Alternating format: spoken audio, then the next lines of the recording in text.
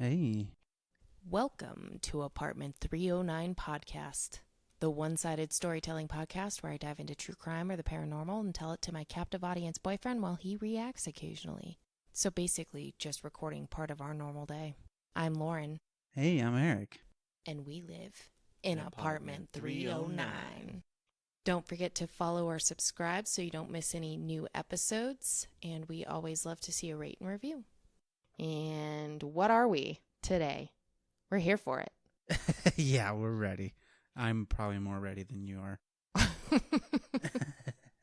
It's exciting. Thanks for being here. I appreciate you. Yeah, no problem. I don't know how to jump into this. Well, what are you going to be talking about today? Well, usually I just talk at you about something that's happening around us and struck up a chord about some story I knew, but since I have one pulled up in front of me. Oh, what? That's lucky. What? I know. It's right here in writing. Excellent. Yeah. We'll get Today. started. Yeah, I'm getting started. I'll try to say something interesting about it.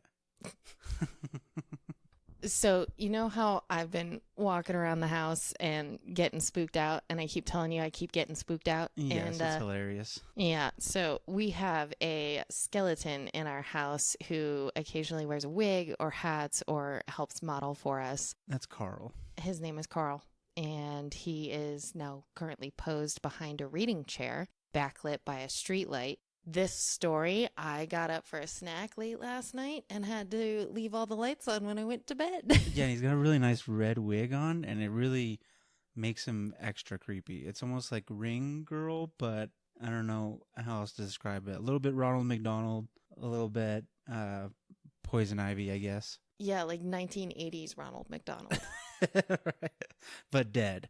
Like what happens to you if you eat their food. Oh, Right, that's why my skin is sealed with moisture.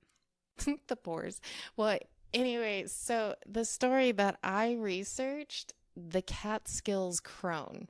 You'll get why Carl, hidden in the dark corner of our living room, spooked me so bad. Yeah, I'm interested to hear this because you said it freaked you out so much. It must be pretty compelling. Yeah, What's the it's name again? Catskills?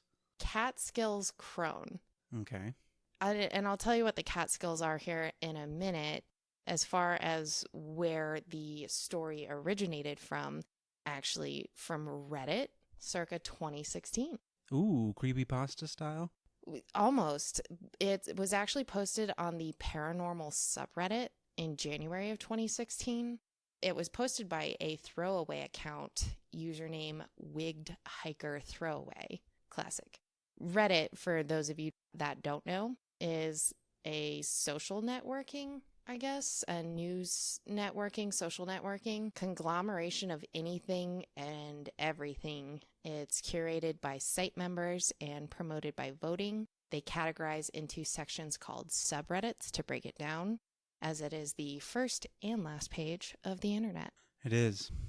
So, Wigged Hiker starts off by explaining that he and a friend had gone hiking in the Catskill Mountains, which are in New York.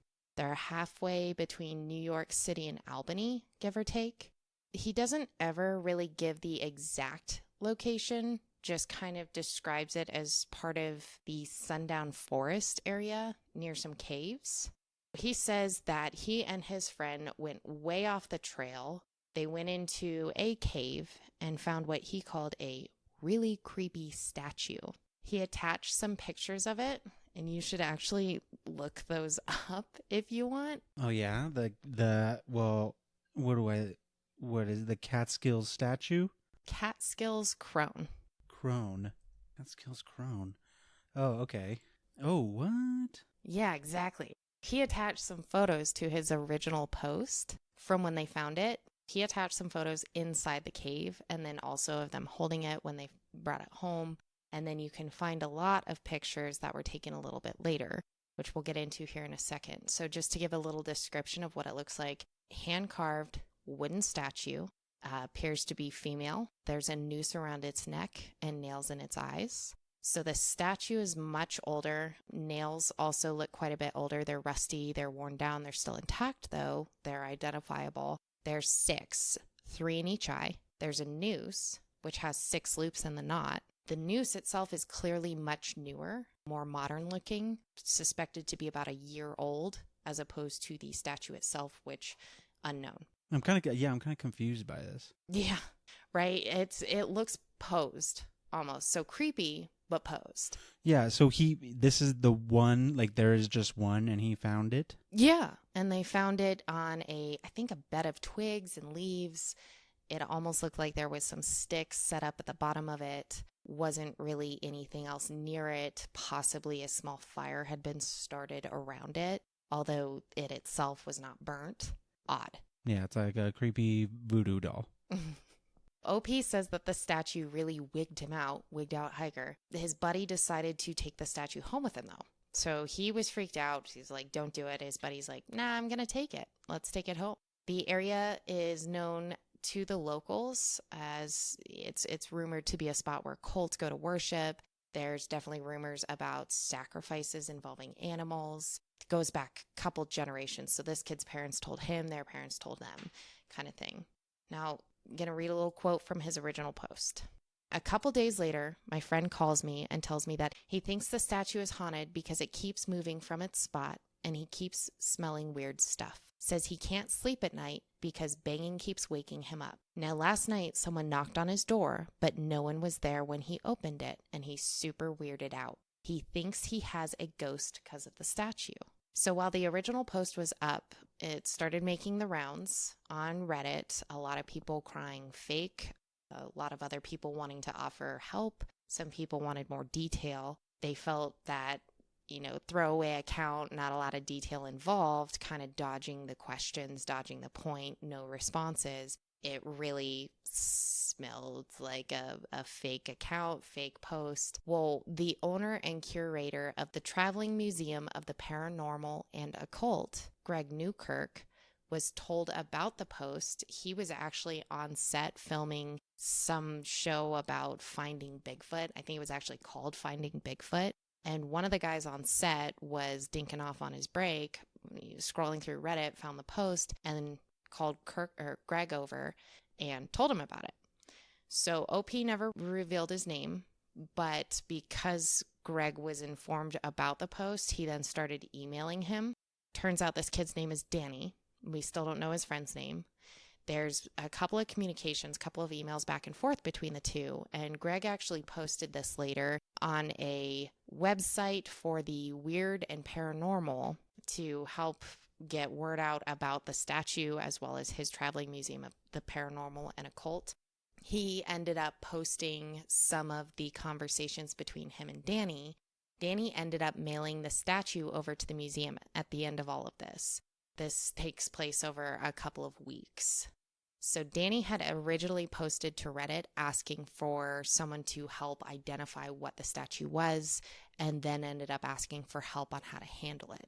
Some of the people felt that the statue was an attempt to harness the power of a demon, potentially trapping it inside, using the nails and the noose on separate occasions as attempts to master the demon for potential self-gain, so to utilize the power of the demon. Others felt that he was making the whole thing up in an attempt to get karma, which is clout, essentially, on Reddit. A few days after the original post was made, he put in the updates. He said that his friend who had the crone statue at his home started reporting that the statue seemed to be moving itself to different spots around his home. He also reported a very strong smell of pond water. His trained dog had been acting fearful, wetting itself around the house, refusing to go near the statue. So towards the end of the saga posted by Danny, his friend was awoken around 3 a.m. to knocking on his front door. He went to go answer it, and no one was there. He just got the very strong and very uncomfortable feeling that he absolutely should not have opened his door. He was looking around. His motion sensor light above the garage was not going off. There's no cars in the area. He didn't hear anything like anybody was leaving. Maybe, a creepy doorbell ditch attempt. So OP, who originally posted as more of a skeptic, took his friend's personal history and their relationship to know that even if this was a prank, we are well past that point. This is several days later. and his friend had this incredibly emotional response, actually started crying. Danny's update at the end of this says, anyway, he stayed up all night, then decided to go to the movies to take his mind off of it. When he got home, he said it felt like everything was fine, and he decided to finally go to bed. This is where it gets super effed up, and I edited this, by the way. There's a lot of F-bombs in this, and I felt like it was unnecessary amount. It was I think this more... calls for F-bombs because this thing is weird. Like, why would you bring this into your home? Just looking at this, I'm like, this needs to stay right where it's at. And that's what Danny was saying, you know, especially with them both being locals, knowing the area, knowing the rumors in the area about cults and sacrifices. Why would you pick this up? Yeah, I don't know about that. That's just inviting stuff. I mean, I'm generally a skeptic, but I still look at this stuff and I'm like, ugh, you know, I don't want to invite something weird. Yeah, agreed. What would you do if I brought one home? I mean, that's the thing that's so vague. It's like, bring what home, you know, just like a creepy voodoo doll that you found in a cave. Generally, I really wouldn't think much of it, but just looking at this thing, I mean, it's got nails sticking out of its eyes and it's got a noose. Generally, nooses are bad news. Nails in the eyes are also generally bad news. I'm not sure which one I'm more concerned about. Yeah, it's not. Nails in your eyelids. Yeah, not good. Well, I can't promise I won't bring one home. I can promise you won't bring it home. What he doesn't know. This is where it gets super effed up. He says that when he woke up, which wasn't until like 10, it was because his dog was barking like crazy. He said the pond water smell was stronger than ever, and when he went out into his hallway, he saw all these muddy footprints everywhere. Not like shoe prints, but barefoot. All of his doors and windows were locked. After someone knocked on his door, he freaked out, made sure everything was locked up. So there's no effing way anyone could have gotten inside. Sitting in the living room was the effing statue, which had moved again. And he says that he started to go near it. He heard someone breathing like his grandpa with a tracheotomy. He pieced the F out, and now he and his dog are sleeping in my guest room tonight. That's scary. It's scary and also infuriating. Could you imagine having dirty pond water footprints all over your carpet? Yeah, that's like, if you weren't scared, you'd be like, what the hell? I just cleaned. Just awful. I am super sensitive to smells. I don't even like, even if dinner was really good, I want to air it out. I don't want it to smell like that dinner. Yeah. I keep the bedroom door closed because I don't want it to smell like dinner. Yeah, that's funny because I'm like the opposite. Like, I'd just be like, oh, like even if I wouldn't even notice the smell. I'd be like, oh, there's that statue again, like hovering over me while I sleep. I'd be oblivious to all the horrible paranormal things happening around me. I don't even think you'd notice it was moving. I mean, like it would have like to when I throw lived by itself myself, at you know.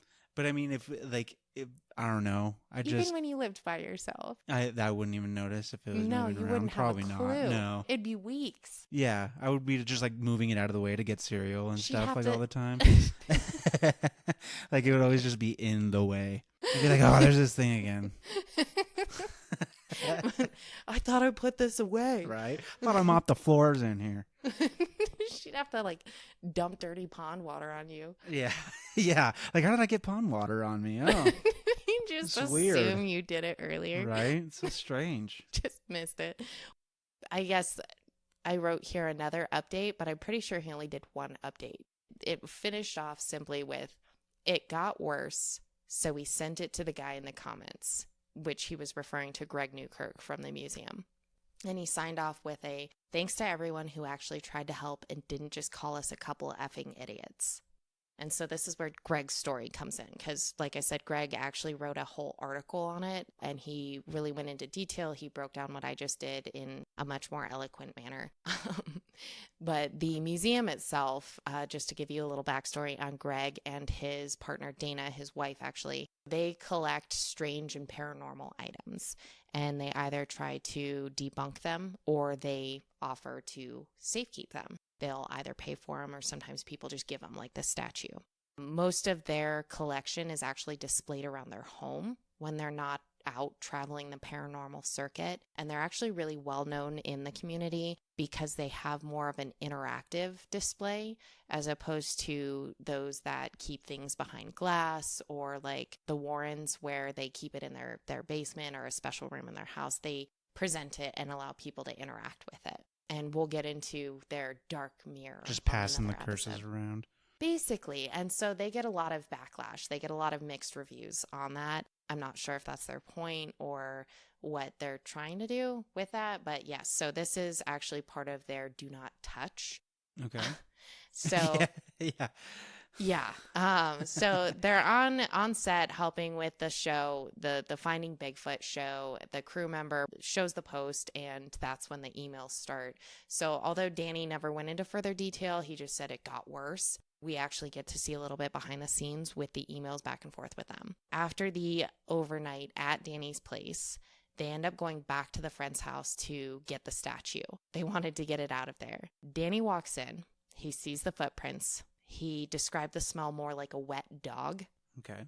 The actual dog wouldn't even go inside the house at that point. They go to search for this statue where he had left it in his living room. First room, you walk in the door, it should have been there.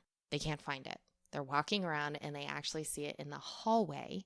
There's this huge crack in the drywall as if the statue had been thrown and just smashed the drywall, and it's on the floor underneath this crack. They begin explaining to the statue, which was under the direction of Greg, who told them to actually try to talk to the statue and tell it what's happening. Oh, no.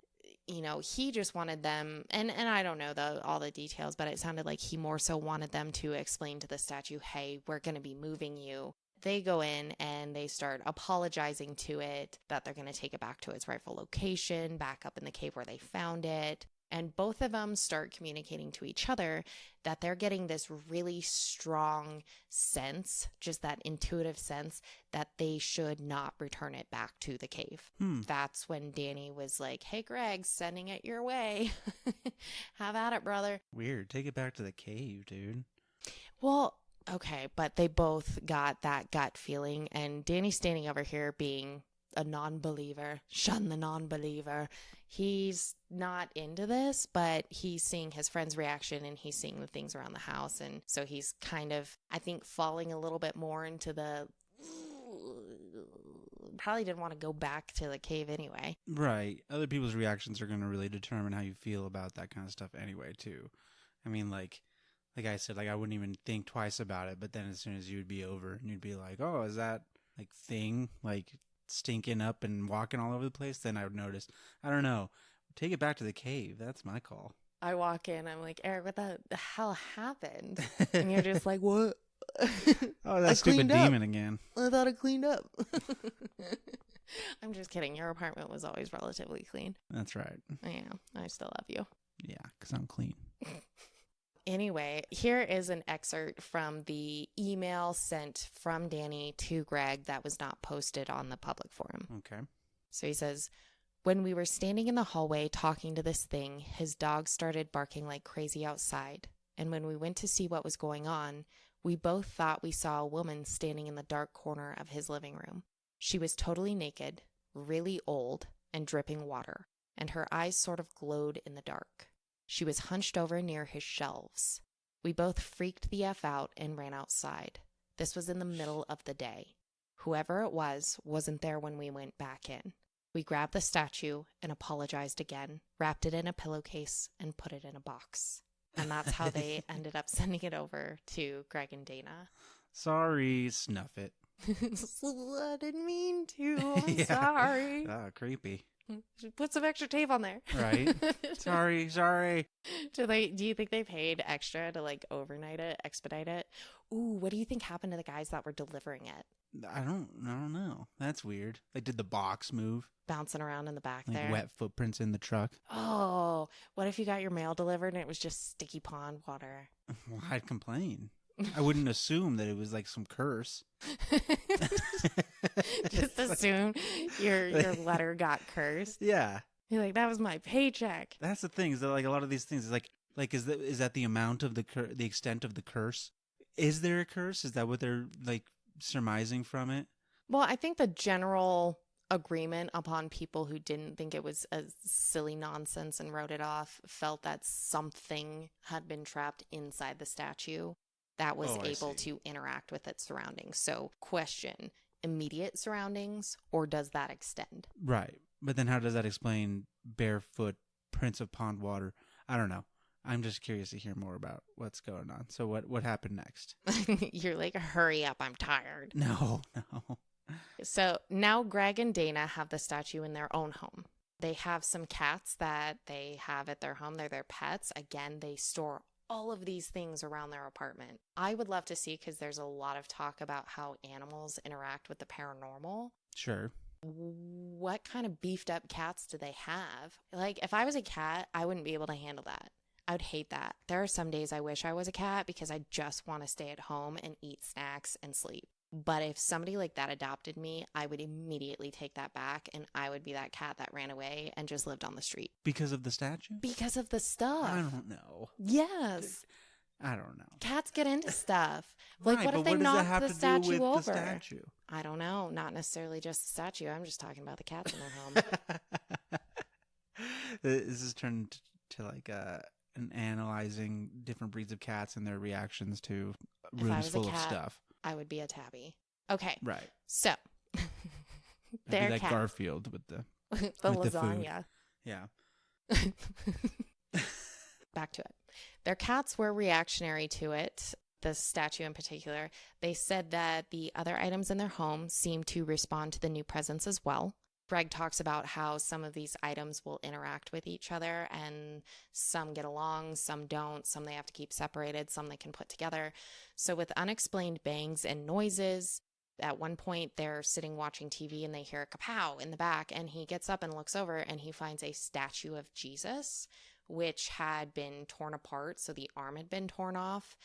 I mean, it was barely hung up by a nail, enough that it was stationary. And the cross with the little Jesus statue is still on the wall, hanging delicately on this nail, not moving, but the arm had been like broken off of it, and this arm is tossed across the room. What? Yeah.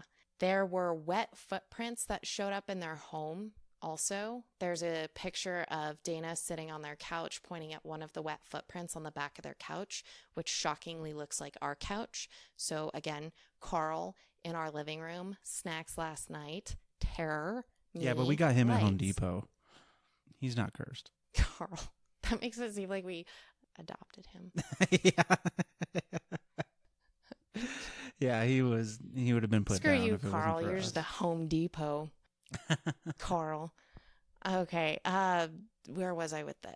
So they set up a motion sensor camera. So they have a lot of cameras actually in their home on items, and you can go online and you can watch live feeds. So they have 24-hour live feeds. One point, this motion sensor camera, they said, caught the statue moving on its own. Go look that up. Take from it what you will. Appears to move very slightly and then move back. I'm not quite sure, but I also have terrible eyesight. The couple Oh, they started... have a video of it? Yeah, so if you go to the Traveling Museum of the Paranormal and Occult, I think is what it was called, you can go on there. Some of it is paid. Obviously, they have to make a living somehow, especially if they're going to, absorb other people's terrors into their home and show them off, like, off-season. Anyway, I think you're looking that up. So moving on, they started one of their live feeds of the statue, which allowed strangers all over the world to tune in whenever they felt like it to watch the statue. And a lot of people wrote in saying they had started to experience weird things in their own homes. Some of them started to smell algae. Some of them associated it with the wet dog smell as well, the pond water smell. They pulled in renowned psychic Chip Coffey. He came, had a look at it, and then he felt like he had actually identified the Babylonian spirit called Marduk. I think I'm pronouncing that correctly, but Marduk. I did not ask Google. So this Babylonian spirit, Marduk, also known as Bel, is a Mesopotamian deity with 50 names who is thought to be a god of water and is considered both good and evil. A lot of things back then were. They were about the dark and light balance. Greg likes to point out, yes, it's associated with water. I'm sure Chip Coffey also was like, oh, it's associated with water, but it's very loose. I mean, I'm sure I could have researched a lot more into that, but take from that what you will. As for the statue itself, the Catskills crone, she is going to continue to reside at the Traveling Museum of the Paranormal and Occult. She has since been locked in a box as she lost her privileges. She had a talk with Greg, and when he told her she either needed to rein it in and start behaving, getting along with the other paranormal items in their home, the cats, his wife, she threw a tantrum, essentially. A lot more banging, crashing of items and whatnot. He actually put her in a box. And then this is one of the very few artifacts that they do still take out on traveling adventures with them, but it's a look but don't touch item. They hold by that. Yeah, please do not touch the creepy nail doll with the noose. Yeah, and so a lot of people, just to kind of end this, I guess, Danny never responded again. He's not responding to emails from Greg or Dana. He hasn't posted anything. The account's been inactive since it was posted, I think 7 or 8 years now. Nobody's been able to locate them, and Greg and Dana feel like they may have narrowed down out of the 700,000 acres of land, maybe a 500-acre area that this might have come from. Sure. But so far, nobody's been able to identify the cave. So what are the stories about of the area? What's the lore here? I didn't dig too deep into the lore, but that area of the Catskills is known to the locals, and it's just generational stories told to kids that there are animal sacrifices that are done up in those caves. I don't know how cavey the area is, so I don't know if it's just a handful or it's several dozen, but those caves are known for having bad juju due to human presence and religious practice. Yeah, I think that would probably open a lot more to the mystery. I mean, depending on if it was found in that area, then I would assume that the history of that area would probably explain a lot of what was going on with it. Right, and I think it would have been cool, or it would be cool, if they actually dated the wood, date the nails, date the rope, see what kind of time there is between all of them. Because I guess the use of the nails and the use of the noose and potentially could explain somebody attempting to utilize it or harness the power in a negative way. Right. Well, especially considering if it had a noose that was fairly new, it sounds like somebody would have been like, hey, dude, where'd my statue go? Like somebody came back looking for it. Yeah. Like they put it up there to enact a curse and then came back looking for it. And they're like, bleh. Oh, those guys are in trouble. Get the hound dogs out. Right. Yeah. But that's what I have. That's what I have for you today. Thank you for sitting and listening to me in front of a microphone this time. Yeah, well, that's a creepy one. We're gonna have to move Carl tonight.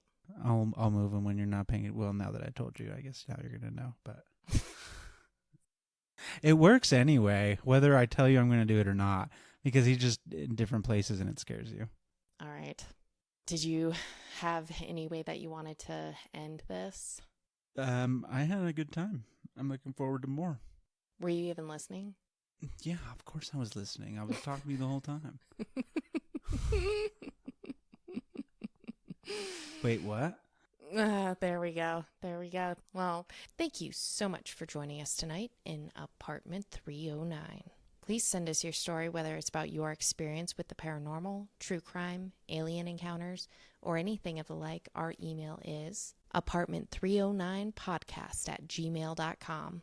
You can follow us on Instagram at apartment309podcast, and we hope you join myself, Lauren, and me, Eric, next time in Apartment 309.